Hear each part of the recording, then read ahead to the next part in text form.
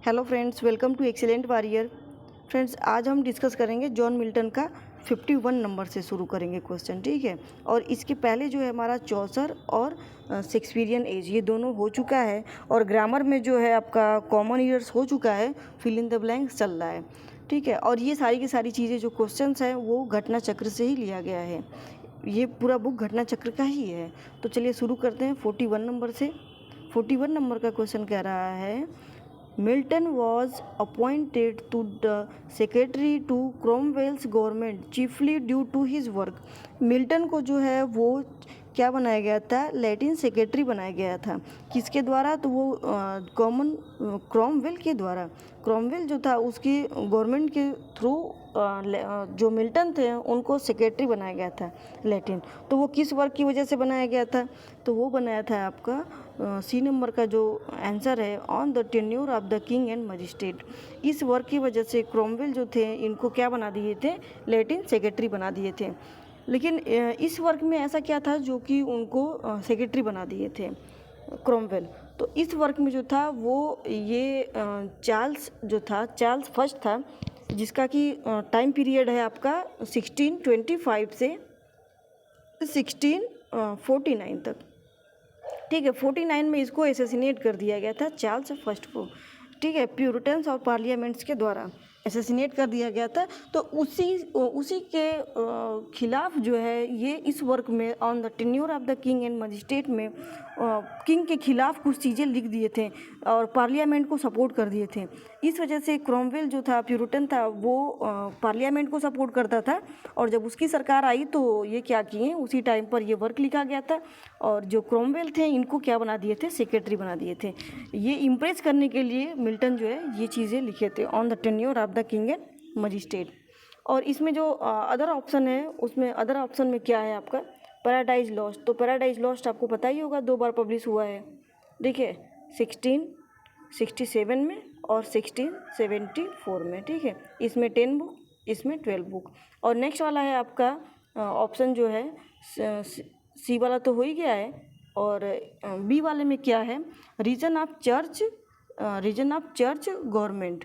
तो reason of church government जो है वो क्या होता है, तो रीजन ऑफ चर्च गवर्नमेंट एक ऐसे होता है, मिल्टन के द्वारा लिखा होता है, जो एक रिलीजियस पम्फलेट में पब्लिश होता है। कब होता है?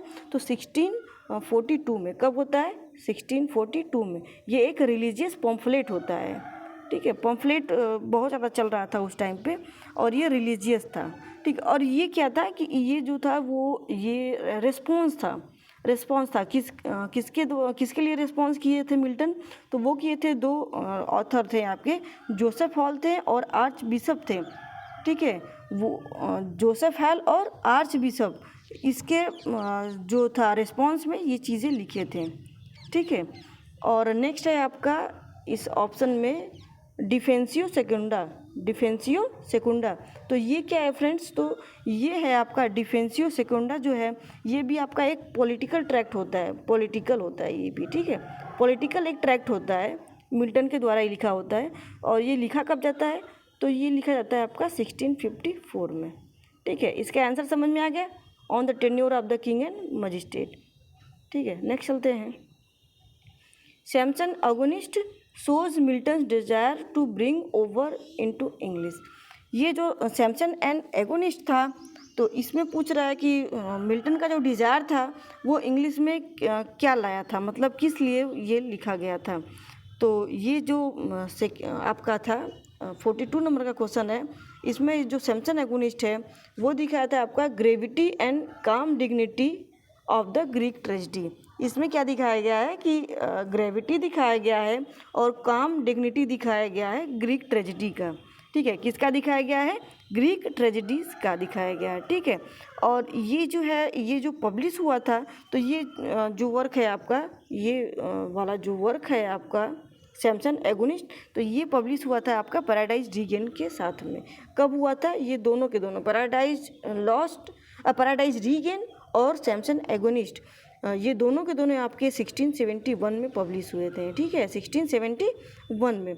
और ये जो वर्क है ये वाला सैमसन एगोनिस्ट, तो ये होता है आपका लिरिकल ड्रामा होता है, ठीक है। ये जो ड्रामा होता है ये केवल पढ़ने के लिए पब्लिश किया जाता है, ना कि परफॉर्म करने के लिए, ठीक है। इसको स्टेज पे जो है वो परफॉर्म नहीं किया जाता है। और ये जो वर्क है ये आपका ग्रीक मॉडल जो होता है, जो ग्रीक गॉड होते हैं उन्हीं के मॉडल पर, और ये जो बिब्लिकल थीम होता है, ठीक है, वही लिखा जाता है। और ये आपका ट्रेजेडी होता है। क्या होता है? ट्रेजेडी होता है मिल्टन का सैमसन एगोनिस्ट। ये एक ट्रेजेडी है जो कि परफॉर्म करने के लिए नहीं, पढ़ने के लिए पब्लिश किया गया था मिल्टन के द्वारा। और इसमें अदर ऑप्शन देखने लायक नहीं है, तो आगे चलते हैं। आगे जो हमारा हो जाएगा 43 नंबर का क्वेश्चन है। इसमें कह रहा है एल एलेग्रो इल पेंसिरोसो, ठीक है। ये जो एल एलेग्रो इन पेंसिरोसो होता है, इसका मतलब पूछ रहा है कि क्या होता है, मीन, इसका मीन पूछ रहा है। तो इसका मीन जो है आपका हो जाएगा the joyous man and the meditative man. क्या हो जाएगा? एल एलेग्रो का मतलब हो जाएगा आपका इन जॉयस मैन हो जाएगा, और पेंसिरोसो का मतलब हो जाएगा मेडिटेटिव मैन। और इसका जो एक और मतलब आपको जो है वो ये निकलेगा कि जो एल एलेग्रो होता है, जॉयस मैन होता है, उसका मतलब होता है कि चीयरफुल मैन, एनर्जेटिक या चीयरफुल मैन, ठीक है, उत्साह से भरा हुआ आदमी। और ये जो होता है मेडिटेटिव का मतलब होता है मेलंकली मैन, ठीक है, मेलंकली मैन।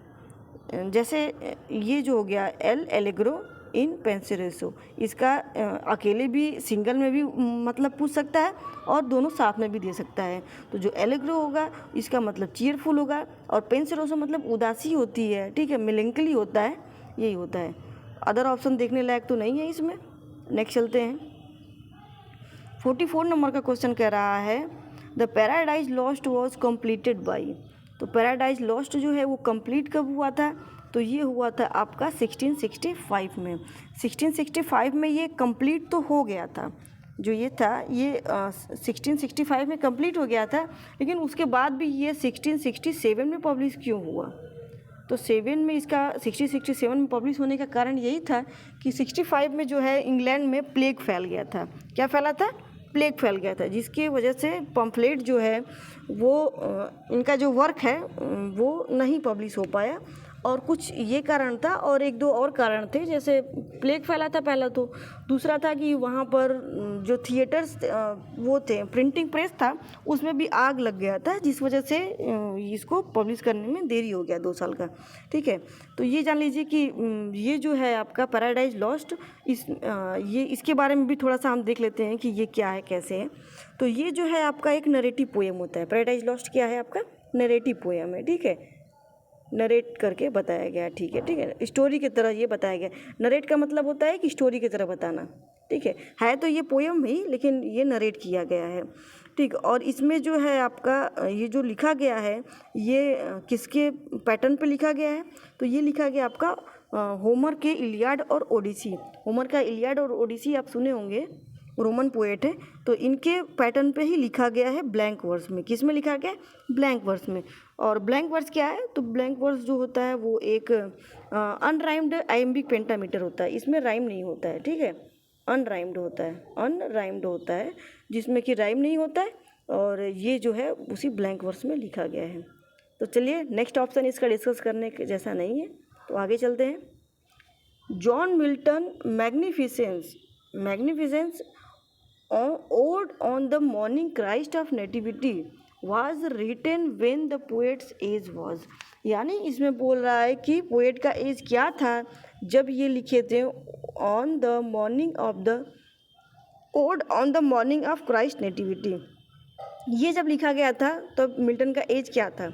तो मिल्टन का एज जो है इस टाइम पे 21 ईयर्स था। कितना था?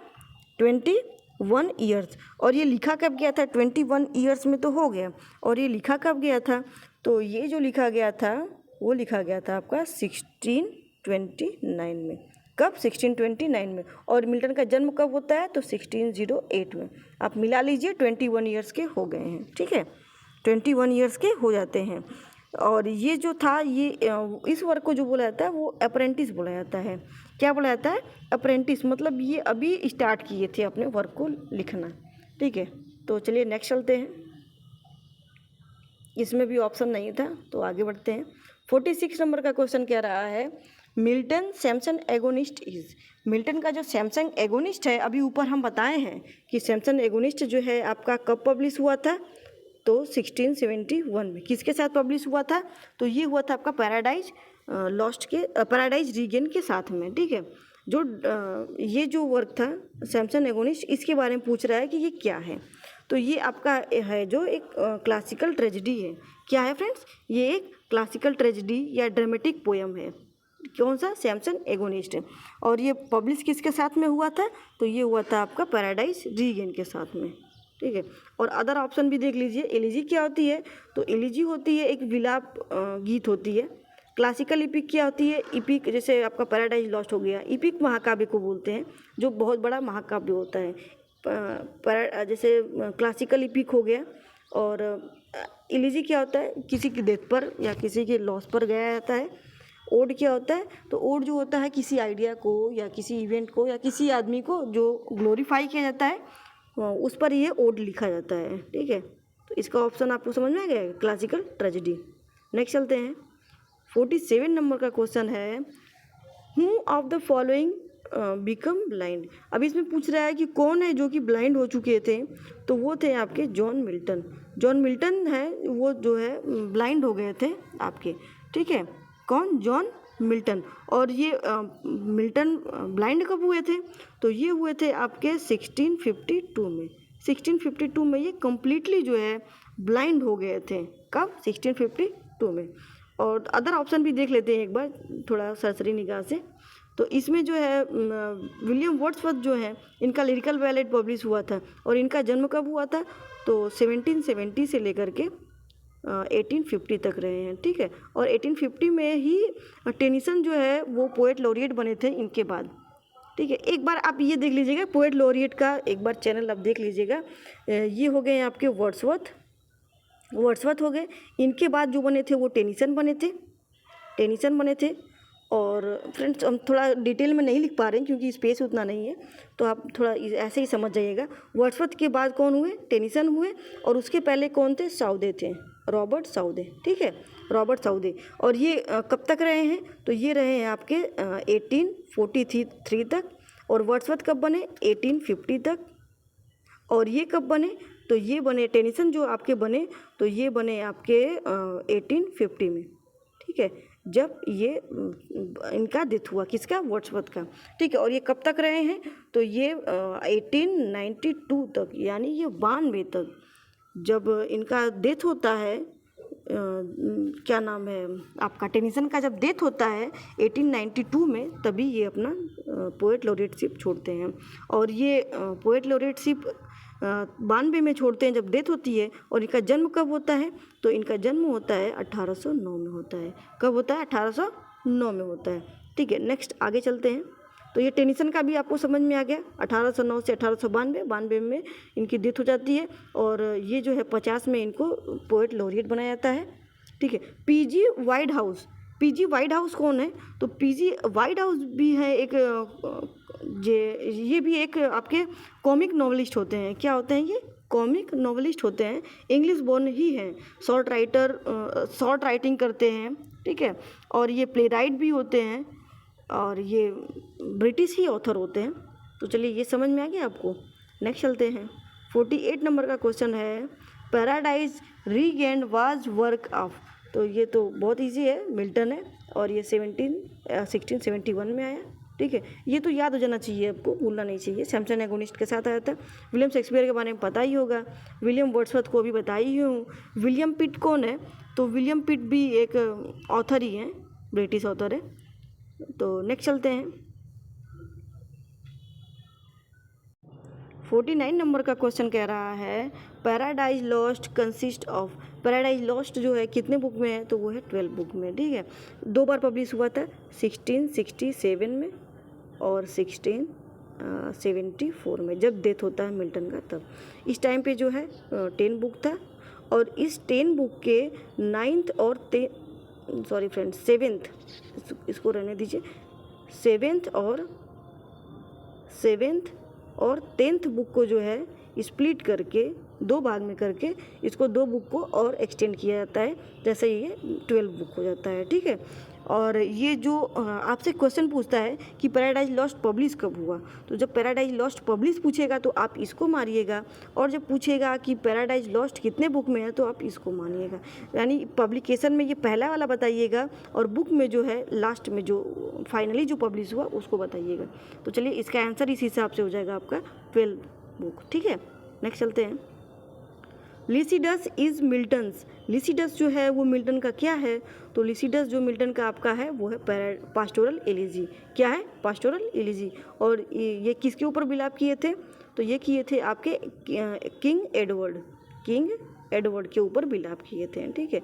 जो कि इनके ऑक्सफोर्ड के जो है ऑक्सफोर्ड के क्या रहते हैं, ये फ्रेंड रहते हैं। कौन? किंग एडवर्ड, जिनका कि इरिस सी में डूब करके 1637 में डेथ हो जाता है, जिसके ऊपर ये एलिजी लिखते हैं पास्टोरल एलिजी, और उसको पब्लिश कब करवाते हैं, तो 38 में, जस्ट 1 साल बाद ये पब्लिश करवा देते हैं मिल्टन, ठीक है। पास्टोरल एलिजी समझ में आ गया। नेक्स्ट चलते हैं।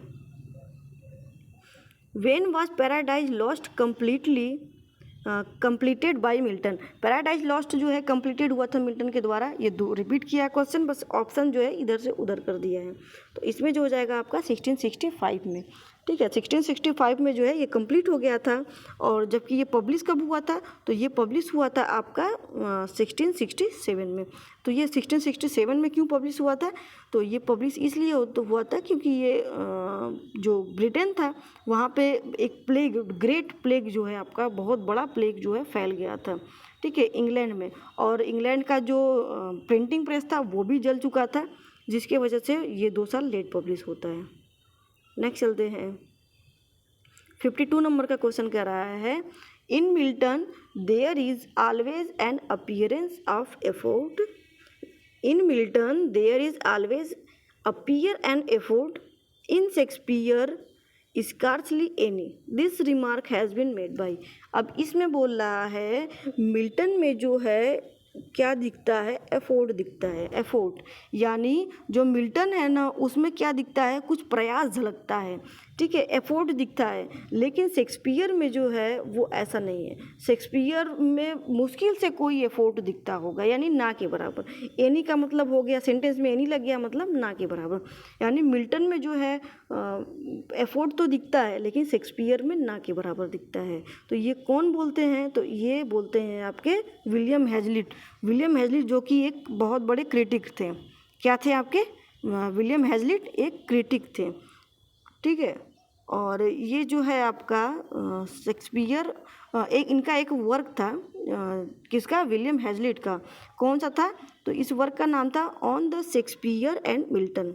ऑन शेक्सपियर एंड मिल्टन, और ये लिखे थे आपके विलियम हैजलिट, जिसमें कि ये ड्रामेटिक कुछ बताए थे इसके बारे में। एक स्टेज पे बताए थे कि मिल्टन जो है उनके जो वर्क में है कुछ एफोर्ट दिखता है, लेकिन शेक्सपियर में नहीं दिखता है, मुश्किल से कोई दिखता होगा, ठीक है। और ये थोड़ा सा देख लेते हैं, थॉमस हार्डी कौन है, अदर ऑप्शन भी देख लेते हैं। तो थॉमस हार्डी आपके विक्टोरियन एज के बहुत बड़े नॉवलिस्ट रहते हैं, बहुत बड़े नॉवलिस्ट, जिनका की वर्क है आप देखे होंगे, Mayor of Casterbridge, Tess of the d'Urbervilles, Thomas Hardy का ही है। नजीम एजिकल कौन है, तो नजीम एजिकल हैं, जैसे इनका एक वर्क था नाइट ऑफ स्कॉर्पियन, आप देखे होंगे, नाइट ऑफ स्कॉर्पियन हो गया, और एग्जैक्ट नेम करके है, कलेक्शन है, वो हो गया। तो ये इंडियन ऑथर है नजीम एजिकल। और ये मैथ्यू आर्नोल्ड कौन है, तो मैथ्यू आर्नोल्ड जो है आपके, तो ये मैथ्यू आर्नोल्ड जो हैं वो आपके विक्टोरियन एज के बहुत बड़े वो रहते हैं, क्रिटिक रहते हैं, क्रिटिक भी रह चुके हैं और ये पोएट भी रह चुके हैं। जैसे डॉवर बीच इनका सबसे इम्पोर्टेंट वर्क है, ठीक है। टच स्टोन मेथड जो 6 to 8 में बिहार के अभी आया था, ठीक है, वो यही दिए, मैथ्यू आर्नोल्ड ही दिए हैं। तो चलिए आगे चलते हैं। नेक्स्ट है आपका 53 नंबर का क्वेश्चन कर रहा है, which of the following was an EPIC. अब इसमें से पूछ रहा है कि कौन सा एक इपिक है, ठीक है। तो इसमें से जो इपिक है तो वो हो जाएगा आपका पैराडाइज लॉस्ट। इपिक क्या होता है? इपिक होता है जो महाकाव्य होता है। इपिक की एक खास क्वालिटी होती है कि ये बहुत बल्क होता है, बहुत हैवी वर्क होता है। मतलब ये जो लगभग है 1000 पेजेस के हिसाब से ये बुक होता है, ठीक है। और ये एक बुक में नहीं होता है, लगभग 3-4 बुक होता है, कम से कम होना चाहिए। और इसमें जो है जो राइटर होते हैं वो स्टार्ट करते हैं किसी का आवाहन करके, किसी अपने जो इष्ट होते हैं, देवता होते हैं, उनको आवाहन करते हैं। उसके बाद इस महाकाव्य को लिखना प्रारंभ करते हैं। जैसे इंडिया में है हम लोग का रिलीजियस बुक, जैसे है महाभारत हो गया, ठीक है, रामायण हो गया, ये सब क्या है, इपिक ही है, जिसमें कि बहुत ये मोटी मोटी बुक होती हैं, लगभग 1000 के एबव भी रहता है इसमें पेज, ठीक है। और इसके अलावा जो है आपका अदर ऑप्शन है मिल्टन्स डैफोडिल्स। तो मिल्टन का जो डैफोडिल्स है, अरे सॉरी फ्रेंड्स, वर्ड्सवर्थ का डैफोडिल्स जो है, तो डैफोडिल्स भी इनका एक लिरिकल पोयम है। क्या है? Lyrical poem. और इसका दूसरा नाम क्या होता है? तो इसका दूसरा नाम होता है जैसे I wandered lonely as a cloud. इसका पहला लाइन भी है और इसका नाम भी माना जाता है डैफोडिल्स, या तो I wandered lonely as a cloud, जिसको कि वर्ड्सवर्थ जो है 1804 में कंपोज करते हैं। ये रियल इंसिडेंट पे होता है। ये देखते हैं, एक बेल्ट देखते हैं डैफोडिल्स का, उसी से इंस्पायर होकर के ये 1804 में जो है ये अपना वर्क लिखते हैं और इसको पब्लिश करवा देते हैं। किसमें? 2 वॉल्यूम्स में। जो पोएम्स का 2 वॉल्यूम्स इनका पोएम करके जो आया था कलेक्शन, उसी में जो 1807 में 2 वॉल्यूम्स कब आया था? 1807 में। तो उसी टाइम पे इसको डैफोडिल्स को भी इंक्लूड करते हैं 2 पोएम्स में, ठीक है। 2 पोएम्स में पब्लिश करवाते हैं। कब करवाते हैं? 1807 में। और ये 2 वॉल्यूम्स जो है ये दोबारा कब पब्लिश होता है? तो 2 वॉल्यूम्स इनका दोबारा रिवाइज करके पब्लिश किया जाता है। कब किया जाता है? 1815 में, ठीक है। 1815 में दोबारा 2 वॉल्यूम्स को पब्लिश करवाते हैं। तो फ्रेंड्स, अगर आपको समझ में नहीं आता तो आप दोबारा देख लिया करिए, लेकिन जो चीज़ें हम बता रहे हैं वो जितना भी एग्ज़ाम में आया हुआ है उसी के हिसाब से उस क्वेश्चन को हम देखते हैं और उसी के अकॉर्डिंग ये सारी जो इन्फॉर्मेशंस जो रिलेटेड होती हैं, जो एक्स्ट्रा आती है इन्फॉर्मेशन, वो उसी पे आधारित होती हैं। तो ये बहुत इंपॉर्टेंट होती है, आप इसको दोबारा भी देख लिया करिए, ठीक है। और इसमें ये तो हो गया, ये भी समझ में आ गया। ये कोलरिज का कुबला खान क्या है? तो एस.टी. कोलरिज जो है उनका कुबला खान जो होता है, इसका दूसरा नाम एक होता है कुबला खान का। इसका दूसरा जो है, इसका फुल नेम जो होता है Kubla Khan a vision in a dream. क्या बोला जाता है? A vision in a dream, a fragment, ठीक है। क्या बोला जाता है? A vision in a dream fragment. और इसको कंपोज कब करते हैं, कंप्लीट कब करते हैं या कंपोज कब करते हैं? तो ये करते हैं आपके इसको कंपोज करते हैं आपके 1797 में, ठीक है। लिरिकल बैलेट से पहले ही ये कंपोज हो चुका होता है, ठीक है। और इसको पब्लिश कब करते हैं? तो ये करते हैं 1816 में। तो ये 1816 में क्यों पब्लिश करते हैं, और जबकि ये कंप्लीट 97 में ही हो जाता है? तो इसलिए करते हैं कि ये जो है बोलते हैं किससे, उनसे बोलते हैं, क्या नाम है, वर्ड्सवर्थ से बोलते हैं कि हम इस पब्लिश जो वर्क है इसको पब्लिश करवाना चाहते हैं कुबला खान को लिरिकल बैलेट के साथ।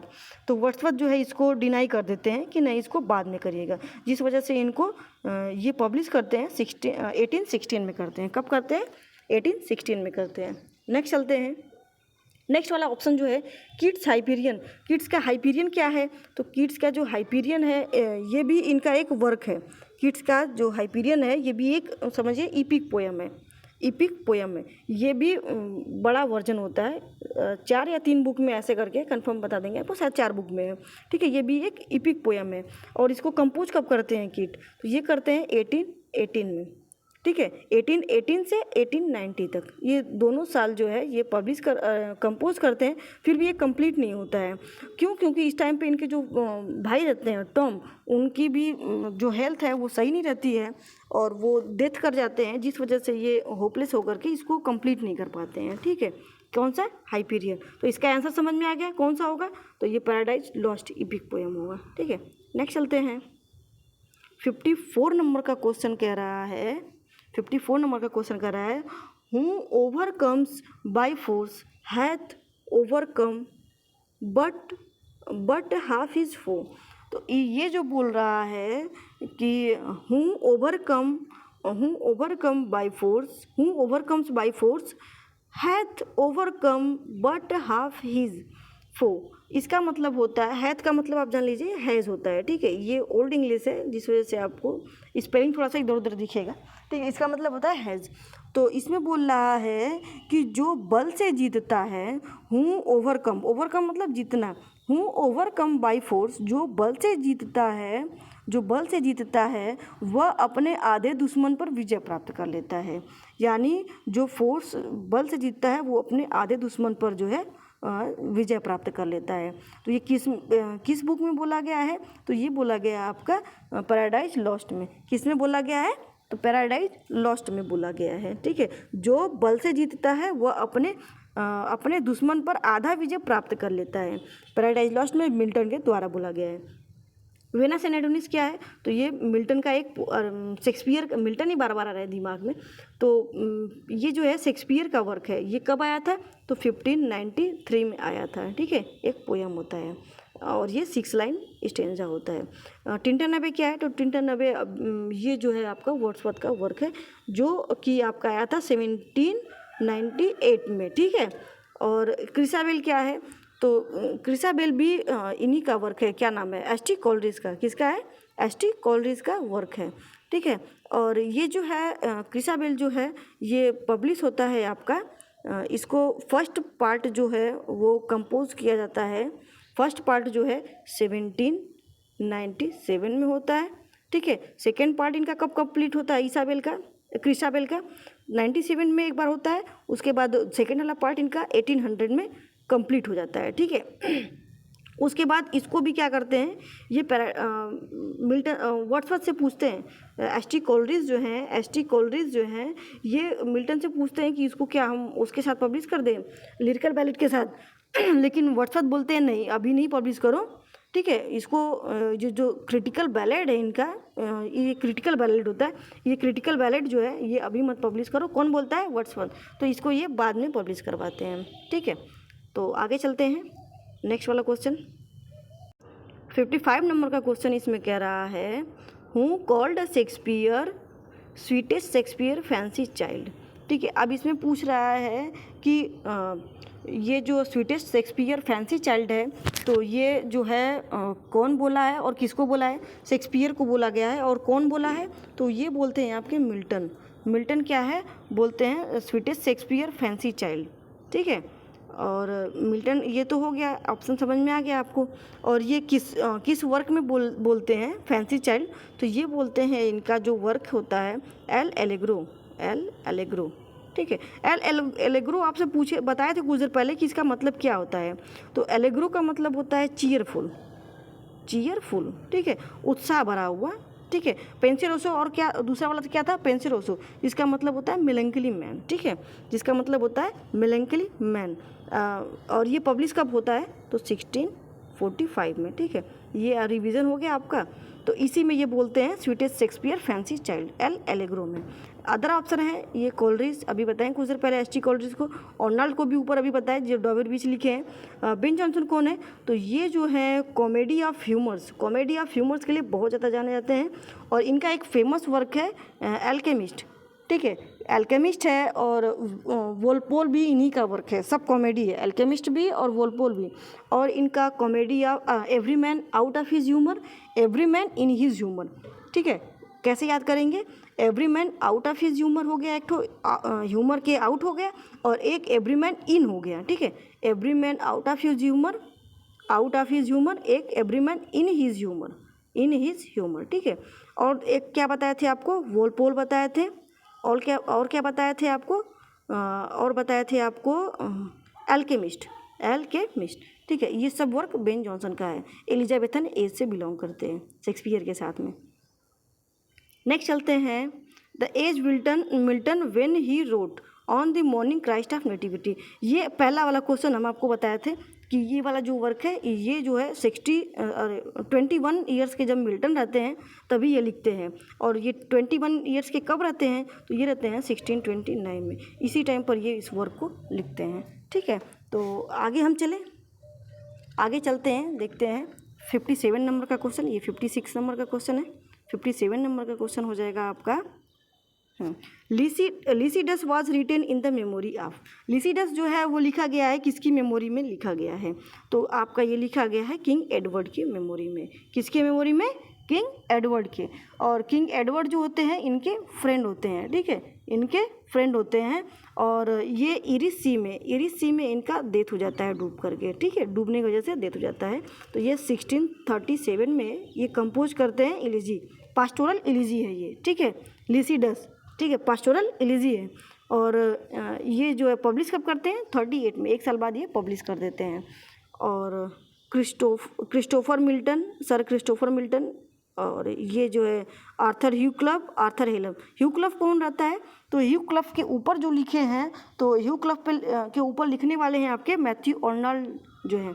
मैथ्यू अर्नल्ड जो होते हैं वो अपने फ्रेंड आर्थर ह्यू क्लब पे लिखते हैं थेरेसिस करके एक वर्क। कब लिखते हैं? 1865 में।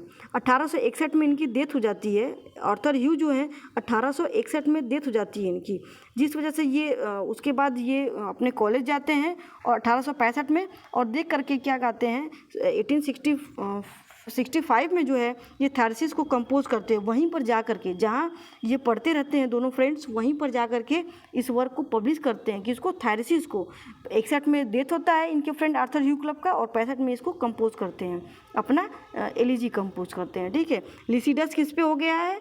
लिसिडस है आपका किंग एडवर्ड पे। आर्थर ह्यू क्लब पे क्या है? थेरेसिस है। आर्थर हेनरी हेलम पे क्या है? तो आर्थर हेनरी हेलम पे जो रहता है फ्रेंड्स, तो ये टेनिसन का नाम सुने ही होंगे। टेनिसन का डेथ अभी हम आपको बताएं 1809 से 1892 तक रहे हैं, ठीक है, 1892 तक। और 50 में ये पोर्ट लेरोट बनते हैं वर्ड्सवर्थ के बाद। और आर्थर हेलम पे ही इन मेमोरियम करके एक वर्क लिखते हैं, कौन? अल्फ्रेड लॉर्ड टेनिसन, इन मेमोरियम, जिसको पब्लिश कब करवाते हैं? जब ये 1850 में ये पोएट लॉरिएट बनते हैं, उसी टाइम पे इसको पब्लिश भी करवाते हैं इन मेमोरियम को। क्योंकि ये जो है ना फ्रेंड्स, ये समझिए कि ये जो 1842 से कोई भी वर्क पब्लिश करना बंद करवा दिए थे। इतना इनको क्रिटिसाइज़ किया गया था, इतना इनको वो किया गया था, दुखित थे। इस वजह से ये 6-7 साल तक ये अपना कंपोजिशन पब्लिश नहीं करवाते हैं। और ये पब्लिश सीधा कब करवाते हैं? 1850 में करवाते हैं, ठीक है। ये समझ में आ गया? सब के सब इसमें ये भी एलिजी है, ये भी एलिजी, ये भी एलिजी, और ये अलग अलग राइटर्स के द्वारा अपने फ्रेंड पे लिखा गया है। नेक्स्ट चलते हैं। 58 नंबर का क्वेश्चन कह रहा है Milton born Bread Street London in the year. तो ये आपको हम बता ही दिए हैं 1608 में 9 दिसंबर और 1608 में इनका जन्म होता है मिल्टन का, ठीक है। और मृत्यु कब होता है? तो इनका मृत्यु जो है वो 1674 में, ठीक है। पैराडाइज लॉस्ट दोबारा जब पब्लिश होता है उसी टाइम पे इनकी डेथ होती है, ठीक है। ब्रेड स्ट्रीट लंदन में इनका डेथ होता है, ठीक है। नेक्स्ट चलते हैं। John Milton was blinded in the year 1652। What over event in peculiar in the year, यानी इसमें बोल रहा है कि जॉन मिल्टन जो है उनका वो जो ब्लाइंड हुए थे, कम्प्लीटली जो ब्लाइंड हुए थे वो 1652 में हुए थे, ठीक है। और उसी साल एक और घटना हुई थी। तो वो घटना क्या हुई थी? तो इनकी जो फर्स्ट वाली वाइफ हैं वो डाइड हो जाती हैं।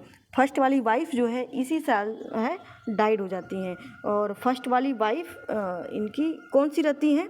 तो फर्स्ट वाली वाइफ मेरे ख्याल से मैरी पॉवेल होती हैं। क्या नाम होता है? मैरी पॉवेल, ठीक है, मैरी पॉवेल। इनका डेथ हो जाता है। ये 3 शादी की हैं फ्रेंड्स, 3 शादी ये करते हैं। पिछले वाले लेक्चर में हम बताएं तीनों शादी, तो अभी नहीं डिटेल करेंगे, बहुत लेंदी हो जाएगा। नेक्स्ट है आपका the literary forms commerce is. ये पूछ रहा है कि लिटरेरी फॉर्म्स एक कॉमर्स है, ठीक है।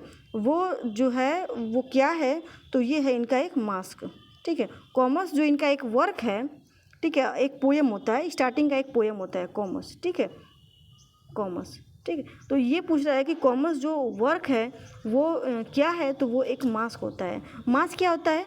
तो मास्क होता है एक कोर्टली परफॉर्मेंस होता है, कोर्ट में इसको परफॉर्म किया जाता है। मास्क को इंटरटेनमेंट के लिए पब्लिश किया जाता है, परफॉर्म किया जाता है। मैरिज और पे या फिर कोई स्पेशल ओकेजन है उस टाइम पर कोर्ट में किया जाता है। तो और अदर ऑप्शन इसमें देख लेते हैं। पास्टोरल एलिजी क्या है? तो पास्टोरल एलिजी अभी आपको बताया, एक गड़ेरिया होगा जो कि देहाती कोई क्षेत्र में उसको क्या करेगा, अपने जो डियर वन है उसको ग्लोरीफाई करता है, ठीक है, उसको उसके बारे में बिलाप करता है, ग्लोरीफाई नहीं फ्रेंड्स, उस पर बिलाप करता है लॉस होने पर। एक गड़ेरिया जो है वो गाना गाता है। इपिक क्या होता है? जैसे पैराडाइज लॉस्ट हो गया, माँ का भी हो गया। सोनेट क्या है? सोनेट दो टाइप का होता है, इटालियन सोनेट या पेट्रार्कन सोनेट, पहला वाला हो गया, दूसरा वाला हो गया आपका शेक्सपियरियन सोनेट या इंग्लिश सोनेट। दोनों का राइमिंग स्कीम क्या होता है? एक का होता है अब्बा अब्बा अब्बा अब्बा, हाँ, सी डी ई, और दूसरा वाला होता है पहला वाला सी डी ई होगा, दूसरा वाला पैसेज जो है इनका पैराग्राफ। और उसके बाद शेक्सपियर का कौन सा होता है? तो शेक्सपियर का होता है A B C D E F G, ठीक है। स्पेस नहीं है फ्रेंड्स, इसलिए हम क्लियर नहीं बता पा रहे हैं इसको, लेकिन ये जो बोल करके जो बोल रहे हैं वही आप सुन लीजिए, ठीक है। तो चलिए आज का जो लेक्चर है यहीं पे ख़त्म करते हैं, और नेक्स्ट हमारा जो है 61 से शुरू होगा, 61 से मिल्टन पे होगा, ठीक है। और ये हमको लग रहा है कि देख लेते हैं कि कितना है, और मिल्टन का डेली आपका 20 क्वेश्चन मेरे ख्याल से हम करा रहे हैं। और ये जो है क्वेश्चन है लास्ट आपका जो होगा, लास्ट है आपका 84 क्वेश्चन जो है कंप्लीट है पूरा। और आज जो हम डिस्कस किए वो 60 क्वेश्चन तक हो गया है, तो अगले सेशन में ये कंप्लीट हो जाएगा। उसके बाद आगे हम जो चलेंगे वो नेक्स्ट वाला टॉपिक जो हमारा रहेगा वो क्या रहेगा फ्रेंड्स? तो वो रहेगा आपका एज ऑफ ड्राइडन। इसके बाद हम ड्राइडन के एज में आएंगे कल के बाद, ठीक है। चलिए फ्रेंड, आज का लेक्चर यहीं ख़त्म करते हैं। Thank you. अगर अच्छा लगता हो तो आप प्लीज़ लाइक शेयर सब्सक्राइब कर दिया करिए, लाइक शेयर और सब्सक्राइब, ठीक है।